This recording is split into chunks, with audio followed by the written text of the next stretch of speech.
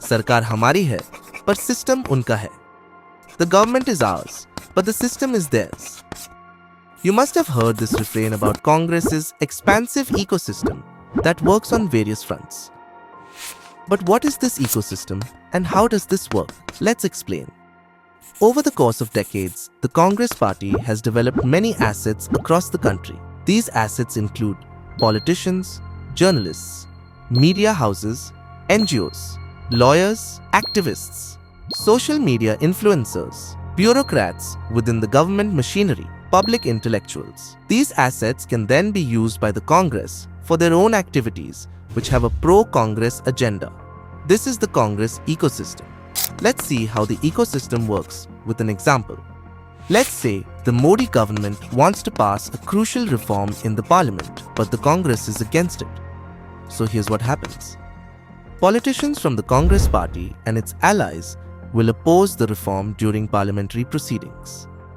Now, the journalists, social media influencers, and public intellectuals in the ecosystem will write and speak against the reforms. Pro-Congress media houses will amplify these views. NGOs and activists will organize protests against the reforms. Lawyers in the Congress ecosystem will challenge the reforms in our courts. These protests and legal challenges are again picked up by pro-Congress journalists and media houses. And they even amplify these events abroad, often peddling an anti-India narrative. This ultimately causes the reforms to be scuttled, hindering real progress and taking the country back decades. The Congress gets what it wants, shelving of the reforms and opposition to the Modi government. But what does the ecosystem get?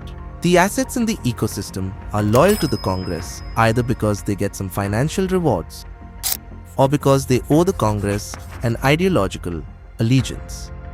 But what makes the Congress ecosystem more dangerous is the fact that they are aware of two things: the friend-enemy distinction and their ideological end goal. They are fiercely loyal to those of their own ideological bent who are treated as their friends, while those who do not share their ideological leanings are considered as enemies. This friend-enemy distinction allows individuals of similar ideological leanings to not only come together and join the ecosystem, but also seek out other individuals who share the ideology to expand the ecosystem.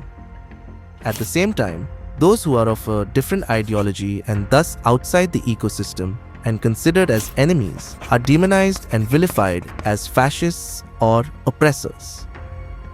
The ecosystem can go to any extent to fulfill its ideological end goal, even at the detriment of the nation's interests. After all, the ecosystem's loyalty lies with their friends within the ecosystem and not the nation.